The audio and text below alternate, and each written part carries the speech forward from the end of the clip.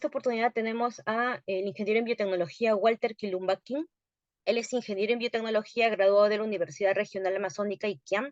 Sus líneas de investigación se centran en el uso de ADN ambiental como técnica de biomonitoreo de la herpetofauna amazónica, manejo de tecnologías de secuenciación como Oxford Nanopore, equipos portátiles de laboratorio y herramientas bioinformáticas para el análisis de secuencias de secuenciación masiva, con experiencia en el manejo de colecciones científicas, procesamiento de muestras genéticas y ambientales mediante ensayos moleculares como extracción de esos nucleicos, PCR, cuantificación, preparación de librerías, secuenciación nanopore, y también colabora como capacitador en la Reserva Sumat Causay in situ, el primer laboratorio de genética en campo del Ecuador. Y en esta oportunidad él nos va a hablar sobre el monitoreo del ADN ambiental y registro por encuentro visual de anfibios en Ecuador. Bienvenido, Walter. Ya, hola con todos. Denme un minuto para compartirles pantalla. Ahora sí, creo que ya puedo. Espero que estén viendo ahí la pantalla. Está empezando a compartir, todavía se ve en negro. Ahora sí. Ya. Entonces, muy buenas tardes con todos. Como ya mencionaron, mi nombre es Walter Kilbaquín. He estudiado ingeniería en biotecnología aquí en la Universidad Regional Amazónica Iquia, que se encuentra en Ecuador. Y la verdad estoy muy gustoso de poder compartirles el uso de dos técnicas súper importantes hoy el día de la biotecnología, como es el uso de ADN ambiental, que esta puede ser utilizada para un biomonitoreo, especialmente para especies prácticamente que son invasivas, que están en peligro de extinción, entre otras. Y es muy funcional debido a que no requiere tener una interacción directa con el organismo. En este caso, en esta presentación, esta tecnología está enfocado en el biomonitoreo de anfibios. Por otra parte, también les quiero presentar, y me imagino que todos ustedes ya han escuchado sobre la secuenciación nanopore, que fue utilizada a la par con ADN mental para poder biomonitorear los anfibios que se encuentran en la Amazonía ecuatoriana, especialmente de la provincia del Napo. Bueno, durante esta charla vamos a ver 4 puntos importantes, que es una breve introducción a estas dos técnicas que les mencioné, cuáles fueron los métodos utilizados, cuáles fueron los principales retos y las respectivas conclusiones. Bueno, como sabemos, los ambientes acuáticos albergan miles o cientos de especies dentro de su entorno, y estas pueden ir desde poblaciones de anfibios, peces, plantas, macroinvertebrados, entre otros. Ellos, de una u otra manera, pueden interactuar con estos ambientes de manera directa o de manera indirecta. Esto puede ser cuando liberan los desechos orgánicos, como puede ser piel, gametos, heces o animales también en descomposición, donde van a liberar estos compuestos.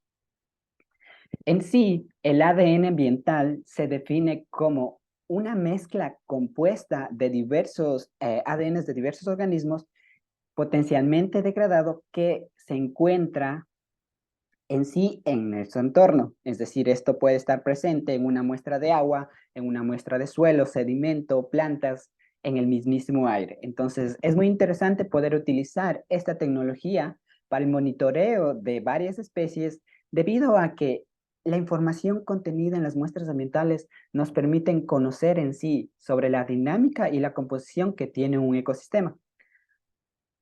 Y a la par, esta información se puede actualmente ya analizar de manera más eficiente y asequible debido a los avances en la preparación de muestras, tanto con el diseño o la preparación de kits de extracción que se han enfocado a extraer ADN, especialmente de algún tipo de muestra ambiental como suelo, como heces, y también del aire y también del agua. Entonces, estos kits nos ayudan a optimizar prácticamente la extracción del ADN y nos permite disminuir los inhibidores que pueden afectar al siguiente paso, que es la PCR.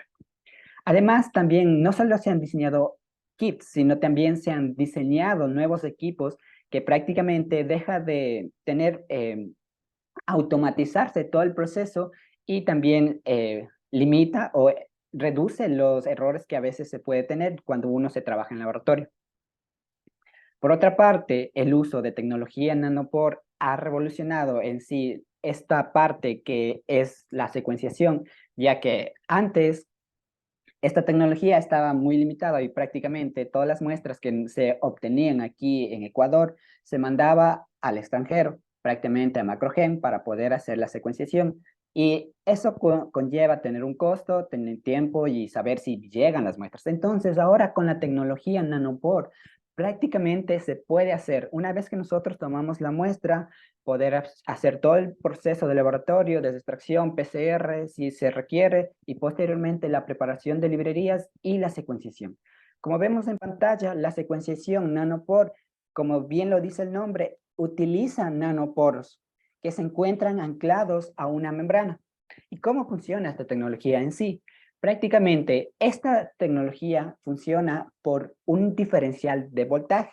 Cuando la hebra prácticamente se ancla a este nanoporo a partir o por la ayuda de una proteína motora, la cual va a estar anclada a nuestro ADN o ARN de interés. Esta va a dirigirse a este nanoporo y mientras va pasando, un sensor va a prácticamente a detectar las fluctuaciones o los cambios de corriente que va a existir dentro de este nanoporo, debido a que cada par de base va a ir generando una diferencia, un cambio de voltaje diferente en este flujo de iones que va a ir pasando por este nanoporo. Y para poder secuenciar tanto ADN como ARN es ideal, ya que las bases nitrogenadas, como podemos ver aquí, la estructura y la composición es diferente, y lo que ocasiona este cambio de voltaje que va a ser leído por el equipo y posteriormente emitido y transformado cada una de estas señales a una par de bases, a una letra que nosotros ya podemos identificar.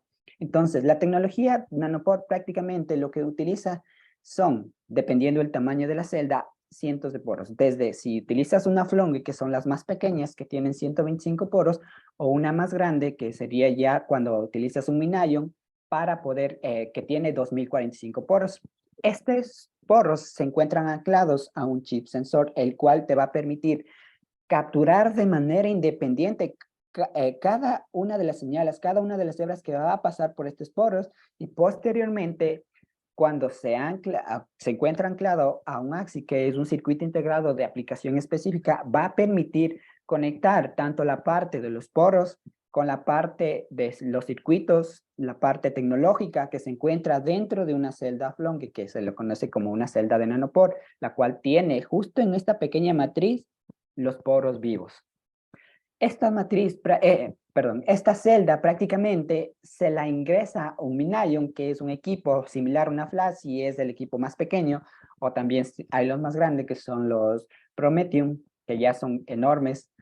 Y prácticamente este Minion lo que nos permite es conectar a un ordenador para poder controlarlo y poder también guardar la información, tanto en señales eléctricas, que serían un formato FAT5, o también un POT5, que ahorita está saliendo este nuevo formato para las señales del nanopore. Y posteriormente, mediante un proceso que se llama base scaling, es decir, transformar de una señal eléctrica a una letra, a una asignación de letra, para generar esta secuencia, en donde ya vamos a tener la información que nosotros vamos a poder trabajar, que sería ya en un formato FASTQ, el cual va a tener integrado tanto la calidad, la señal y la metadata que viene de la secuenciación. Si bien estas tecnologías, tanto el ADN ambiental como la secuenciación, son métodos que nos permiten diagnosticar el ambiente de una manera más rápida, no quiere decir que no son, que van a cambiar a otros métodos, es decir, vamos a eliminar esos métodos, no, sino estas tecnologías entran a ser complementaria a los métodos tradicionales que ya se han utilizado para monitorear los ecosistemas, ya que a partir de métodos tradicionales como ir a campo, ir a recolectar muestras, captura, observación, todos estos tipos de técnicas que se han ido siendo tradicionales, lo que nos ha permitido es generar bastante información sobre la diversidad y también los inventarios ecológicos que existen en diversas zonas, especialmente aquí en la Amazonía, que tiene una alta biodiversidad. Y ahora ustedes se preguntarán, ¿por qué los anfibios? Prácticamente los anfibios son un mundo súper interesante, ya que una de las cosas que más me interesó de los anfibios fue que casi cerca del 41% de todas las especies a nivel mundial se encuentran en peligro de extinción o se encuentran en peligro. Entonces es alarmante cómo estas especies se encuentran tan vulnerables. Por otra parte, también es necesario mencionar 7 aspectos fundamentales de los anfibios que tienen aquí en la ciencia. Prácticamente una de esas es poder entender cómo es la fisiología humana. Prácticamente son organismos modelo que han sido utilizados para conocer este tipo de información. También son considerados como indicadores biológicos. ¿Por qué? Porque prácticamente son muy sensibles a los cambios de temperatura, a los contaminantes dentro de un ambiente. Y si estos anfibios no se encuentran en esa zona, se quiere decir que ya está perturbado o tiene ya una interacción con el ser humano. Por otra parte, también perdón, estas especies también son controladores de plagas, ya que se alimentan principalmente de insectos, los cuales pueden ser vectores que transportan algún tipo de enfermedad. También en algunas culturas tienden a alimentarse de estos anfibios porque algunas de ellas son súper grandes y carnosas, entonces son una fuente de alimento. Por otra parte, también tienen un relevante rol en la cultura. Un ejemplo es en México, los ajolotes son referente a una parte de México. Por otra parte, también en la medicina. Actualmente se encuentran en estudio los péptidos antimicrobianos que se encuentran en la piel de esta rana, que es muy importante. ¿Por qué? Porque algunos de estos péptidos son para controlar el cáncer, antimicrobianos, antifúngicos, que pueden funcionar para las actuales bacterias resistentes que están surgiendo. Por otra parte, el ADN ambiental también puede ser utilizado para poder monitorear estas especies, principalmente las que se encuentran en peligro de extinción, las tienen baja densidad poblacional y las especies invasoras que también son un problema importante en los ecosistemas. Por otra parte, poder conocer o utilizar otra fuente de información como son las muestras ambientales, como agua o aire, son súper importantes. ¿Por qué? Porque son asequibles. Tenemos bastante asequibilidad, es decir, si tú tomas el agua de un río, tú puedes analizar desde la parte alta de que va analizando los rastros de ADN, va trayendo y puedes analizar en la parte baja. Por otra parte, la disponibilidad, es decir, nosotros podemos tomar 3, 4, 5 litros, entonces no va a afectar tanto al equilibrio del ambiente, entonces podemos poder analizar bastante cantidad de agua o de aire también que se utiliza para conocer la diversidad del ambiente. Por otra parte, utilizar muestras ambientales es relevante. ¿Por qué? Porque todos los organismos interactúan de una u otra manera con estos ambientes, especialmente con el agua. ¿Por qué? Porque nosotros de una u otra forma siempre estamos en contacto con el agua, si llueve, si bebemos, entre otras cosas. Y aquí prácticamente el uso de los programas de biomonitoreo con ADN ambiental son relevantes, especialmente acá en la parte de Sudamérica. Uno de los estudios, o bueno, 2 estudios en los que me basé para poder hacer esta investigación fueron desarrollados en la selva amazónica de Bolivia y Brasil. Y a partir de esto, y debido a los escasos estudios de ADN ambiental enfocado en anfibios, uno solo de ellos aquí en Ecuador fue utilizado para la detección de Procambarus carqui, que es una especie de crustáceo que es igual una especie invasora. Por otra parte, también fue importante el desarrollo de los proyectos de investigación aquí en la provincia de Napo, donde reside la Universidad Regional Amazónica Iquian, y a su vez también tener una inspiración de poder utilizar esta técnica para monitorear o mejorar las técnicas de monitoreo aquí en las zonas aledañas a la universidad, que serían las cuencas del río Tena. Entonces, los objetivos de este estudio principalmente se enfocaron en identificar la diversidad de los anfibios acuáticos en el río Tena, aplicando la técnica de ADN ambiental metabarcoding y otra técnica tradicional para poder compararla, como que es el registro por encuentros visuales o de a partir de ahora ves. Y también es importante para poder aplicar ADN ambiental, se requiere poder desarrollar una base de referencias local, si no, no podríamos compararla. Y por otra parte también es la generación de colecciones científicas, es decir, tener a los especímenes, poder analizarlos, estudiar sus características morfológicas, entre otras cosas, y poder analizar con la información genética que se extrae. Y el último fue comparar para ver cuál técnica me permite monitorear de una manera más eficiente las comunidades de anfibios, si es ADN ambiental o el registro por encuentros visuales. Entonces, esto es mi sitio de muestreo. Si pueden ver, este es Ecuador y la provincia de Napo se encuentra aquí. La región en donde se realizó el monitoreo fue en esta zona, que pueden ver, aquí se encuentra la cuenca del río Tena, esta es la microcuenca del río Tena, y cerca, y como podemos identificar, en esta parte de aquí se encuentra la Universidad Regional Amazónica, y como vemos, todos estos ríos van a ir interactuando por esta zona, y por eso especialmente mi monitoreo fue en esta región, en esta zona donde voy a poder tanto detectar animales de esta zona y posiblemente animales de la zona alta, anfibios de la zona alta. Yo me enfoqué principalmente, nosotros nos enfocamos en dos tipos de ambientes, uno en ríos y otro en charcas. En ríos vamos a tener una diferente población de anfibios que en charcas, ¿no? Este monitoreo fue realizado en junio a marzo del 2020 y si ustedes se acuerdan, esta investigación se quedó parado prácticamente un año debido a que nos cayó la pandemia. Entonces, este estudio fue retomado otra vez en febrero y abril del 2021 y posteriormente fue realizado. Y es los resultados que hoy día les estoy mostrando. Entonces, ¿cómo se realiza en sí este tipo de monitoreos? Prácticamente hay que enfocarse en tres aspectos muy importantes.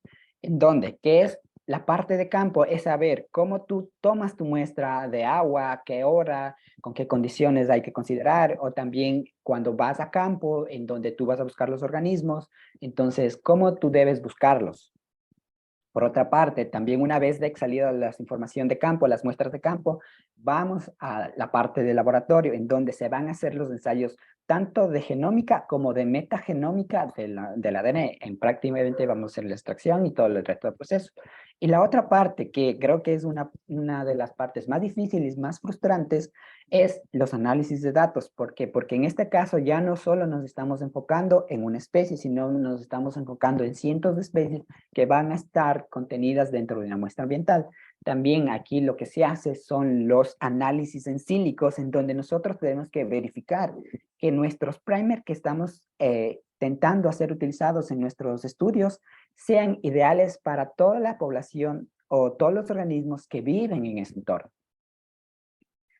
Bueno, un poco para que vean cómo se hace el monitoreo por el registro por encuentros visuales. Esto para anfibios prácticamente se lo hace en la noche, registrando de manera, bueno, desplazándose de manera lenta y observando cada uno de los sitios posibles en donde pueden estar ocultos, pueden estar descansando los anfibios.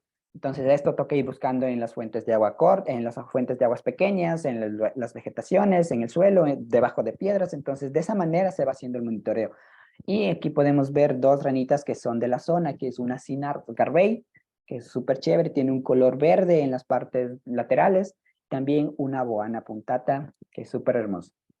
Algo que me faltó mencionarles, que esto se hace, o bueno, esto se hizo durante las 8 hasta las 2 de la noche. Siempre es necesario tener un horario o definir un tiempo de muestreo para poder ser comparable posteriormente.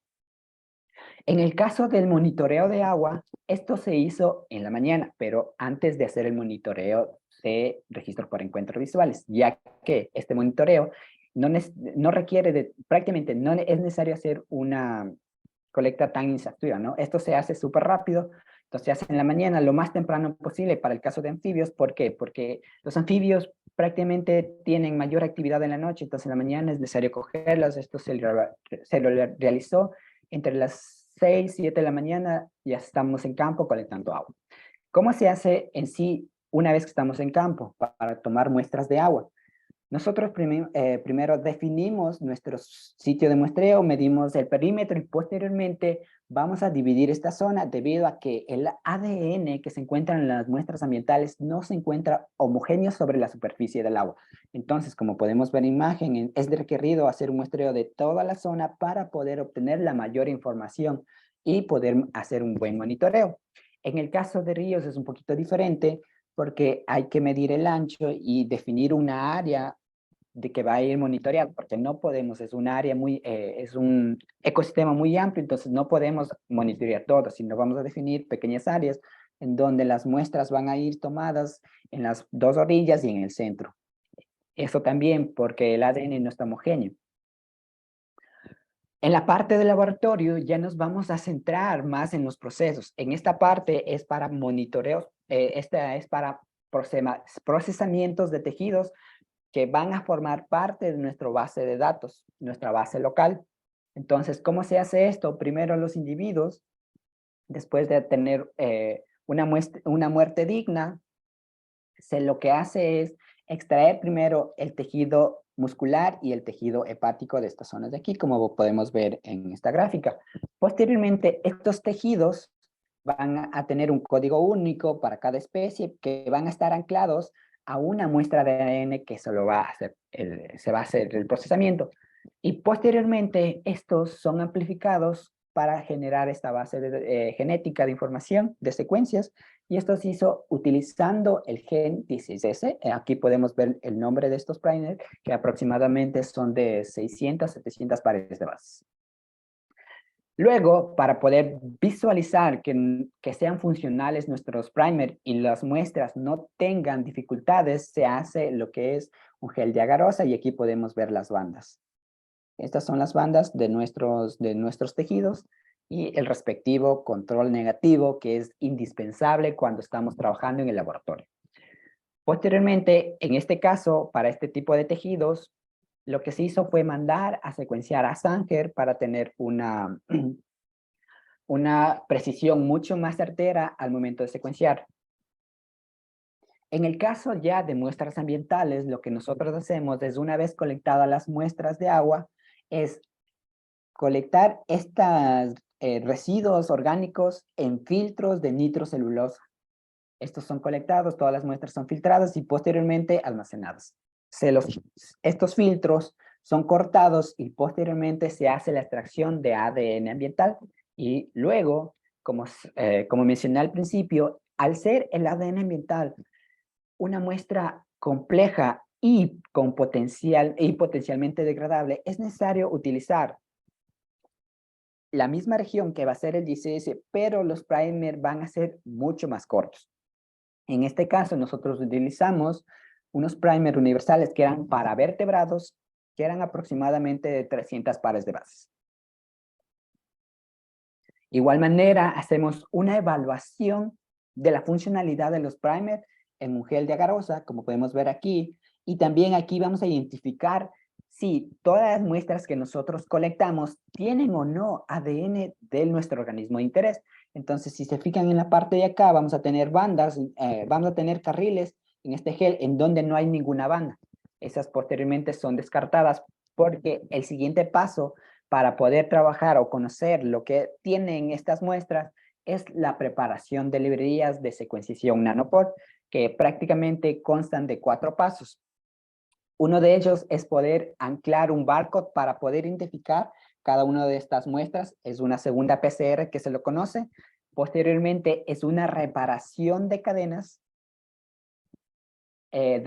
para poder anclar los adaptadores que son requeridos para poder secuenciar con nanopore. Y posteriormente ya se hace la secuenciación nanopore. Algo que hay que mencionar, que todavía la precisión de secuenciación nanopore es un poquito baja, de alrededor de 99.6%. En el caso de tecnologías como Illumina o Sanger, ellos que tienen una precisión de secuenciación del 99.99%. Entonces, por eso es un poquito la diferencia actualmente en la tecnología, pero la secuenciación nanopore tampoco se está quedando atrás, porque está empezando a sacar nuevos kits, a sacar nuevas celdas que mejoren en sí esta precisión en el momento de la secuenciación.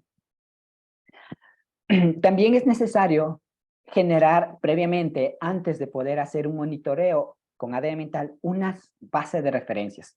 Esta debe ser del gen 16S porque estamos trabajando con ese gen.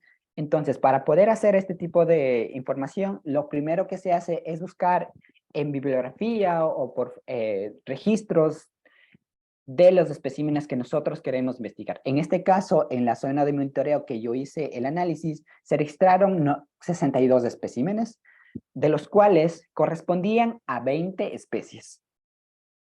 En 20 especies pudimos colectar tejido y poder sacarlas. En el caso de que las especies que no hayamos podido colectar en campo, se busca en el NCBI para poder tener una base de referencia robusta. Y también aquí añadimos secuencias, en esta parte de aquí, añadimos 20 secuencias de otras investigaciones que todavía no están publicadas en el NCBI, pero tuvimos la facilidad de poder utilizar estas secuencias que se colectaron en la parte alta del río Tena. En total, la base de referencias que nosotros tuvimos fue de 522 secuencias. Ya para hacer el análisis bioinformático, el programa que yo utilicé prácticamente fue AmpliConsorter, el cual de una muestra ambiental donde vamos a obtener un mix de amplicones mediante la similaridad y el tamaño que tengan estos fragmentos, vamos a poder separarlos en clúster y clasificarlos para poder generar en sí lo que a nosotros nos interesa, que es una secuencia consenso o motus, como se los conocería, porque no tenemos unificación, sabemos que es de ADN, pero no conocemos qué es.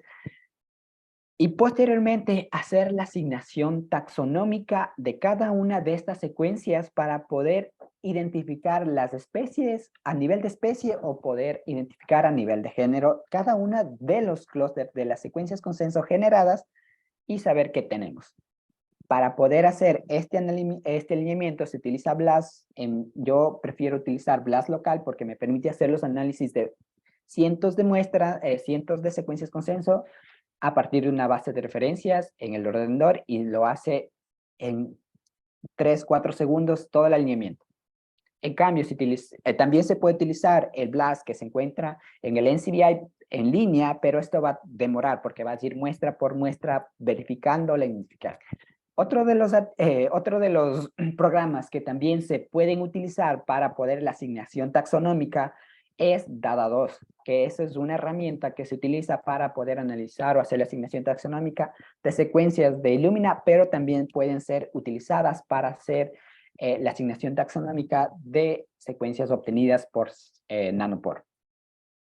Ya para llegar a los resultados que se obtuvo durante esta investigación, con los registros por encuentros visuales, lo que se obtuvo fue 241 registros, es decir, 248 especímenes, de los cuales correspondían a 20 especies durante prácticamente 6 meses de muestreo que se hizo.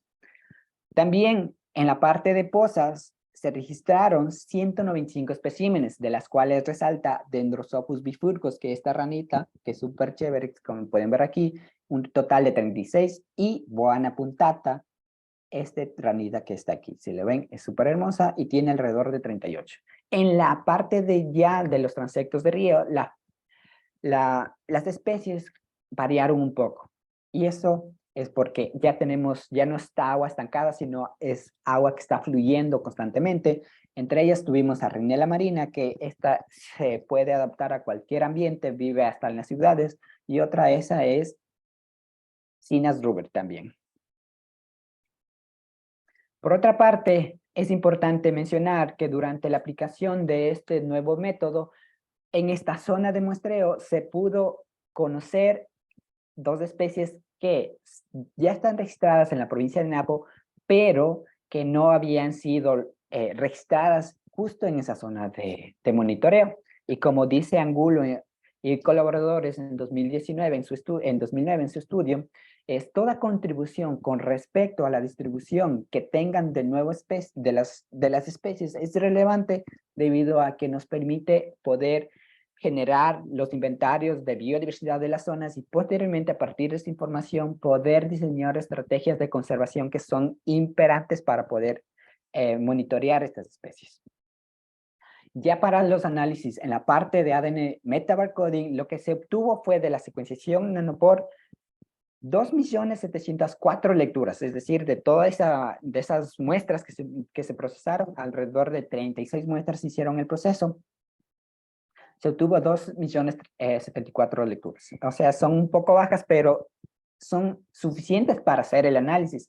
Aquí lo que se trabaja son con filtros de calidad, por eso se trabaja con secuencias que tengan un formato FASTQ. El equipo Nanopore prácticamente te filtra con una calidad de 8. En el caso de nosotros, para trabajar con buenas lecturas, con buena calidad, trabajamos o realizamos una segunda filtración con una calidad de 2. Posteriormente, para poder, las lecturas que estaban o pertenecían principalmente a los anfibios fueron 375.056 lecturas. Y estas correspondían a 326.630 en pozas y 48.426 en ríos. Aquí podemos ver una diferencia principalmente en pozas que tienen más lecturas debido a que el ADN se va a encontrar estancado, el agua no fluye tanto como en los ríos, entonces podemos ver la primera diferencia cuando hacemos una comparación entre dos ambientes acuáticos. También se obtuvo otras lecturas, si se acuerdan, los primers que se utilizaron para el monitoreo de ADN ambiental fueron primers para vertebrados, debido a que todavía no se han diseñado primers específicos para anfibios. Entonces, las lecturas que se obtuvieron fueron para peces, para mamíferos, para aves y otros grupos, las cuales prácticamente no fueron analizadas, pero se saben que están ahí porque durante nuestra construcción, nuestra base de referencias, colocamos 5 secuencias de especies que se encuentran aquí en la zona y estas secuencias, estos motus provenientes de ADN ambiental fueron o se agruparon con estos organismos. Por eso pudimos hacer la diferenciación entre anfibios y otros vertebrados. Además, también se corroboraron que los marcadores genéticos que utilizamos eran para vertebrados y se hizo también la evaluación in silico. Entonces, los resultados, aquí se hizo una comparación, esta es una probabilidad de detección con modelos de ocupación prácticamente se hicieron para poder ver qué especies es más probable ser detectadas. Esta gráfica se construyó a partir de matrices de ausencia y presencia. Es decir, cuando tú tienes un registro, tanto por ADN ambiental o por registro por encuentros visuales, tienes un registro de una especie, entonces se coloca 1. En el caso de que en ese monitoreo no encuentres ninguna, ni con ADN ambiental o con el registro por encuentros visuales, se colocan 0 y se va construyendo estas matrices de ausencia y presencia para poder posteriormente diseñar este tipo de gráficas al comparar la probabilidad de detección. De las que más me pareció interesante fue de Rinella marina y Sina Ruber, que con ADN ambiental es muy probable detectar. Es decir, si yo salgo ahorita, tomo una muestra de agua, es muy probable que yo la pueda detectar. ¿Por qué? Porque tiene la probabilidad de detección de 1. Las otras especies también tienen, la que tuvo más baja fue Orobates quisensi, y esto se debe a que esta es una ranita que está muy poco relacionada con los ambientes acuáticos, pero también se pudo identificar. En el caso del registro por encuentros visuales, la que mayor probabilidad de detección tiene también es Rinella marina y Sina Ruber. Entonces ahí se va viendo que los métodos concuerdan, ¿no? Y esta es la gráfica que más me gusta. ¿Por qué? Porque aquí se puede visualizar prácticamente los sitios de muestreos. Yo hice 6 sitios y estos sitios fueron monitoreados por 6 ocasiones en donde se pudo identificar 6 familias de anfibios, de las cuales solo una no pudo ser detectada por ADN ambiental y esta fue Aromobatidae. Y esta solo fue detectada con vez, fue una de las nuevas contribuciones de distribución de una especie, la cual fue detectada, que fue Alobates inspiratus. Entonces, con ADN ambiental y con el registro de encuentros visuales, se detectaron el total de 36 especies. 15 especies en común con las dos técnicas y 5 especies solo fueron detectadas con vez y 13 especies solo fueron detectadas con ADN ambiental. Y aquí podemos ver la factibilidad que existe poder contar con una técnica de monitoreo que me pueda dar una información mucho más grande de las especies. Y algo importante que hay que mencionar, aquí también van a ver especies que están marcadas con un asterisco. ¿Y esto se debe a qué? A que estas especies prácticamente se habitan en la zona alta de la cuenca del río Tena, que aproximadamente esta está a 1580 metros sobre el nivel del mar, y el monitoreo lo hice o fue realizado en la parte baja de que estamos a 700 metros sobre el nivel del mar. Es decir, el ADN de estas especies de montaña llegó a la parte baja, y esto fue por la influencia del clima, de las características morfológicas del lugar, porque tiene una pendiente muy alta. Aquí en la Amazonía llueve mucho, entonces esta información migra súper rápido a la parte baja. Sin embargo, hay que considerar algo aquí. Estas ranas no se encontraban en el sitio de monitoreo. Están en la cuenca, sí, pero en el sitio de monitoreo no pertenecen a ese hábitat. Entonces son consideradas como falsos positivos porque son detectadas, pero no se encuentran en esa zona. Y esto también hay que mencionar que concuerda con el desplazamiento de material genético, ya que todo el material genético que van a estar en los bosques, en el ambiente, va a tender a llegar a los ríos y posteriormente a migrar a otras zonas. Es muy interesante ver cómo se pueden registrar especies que están muy altas y en otras zonas de difícil acceso con ADN ambiental.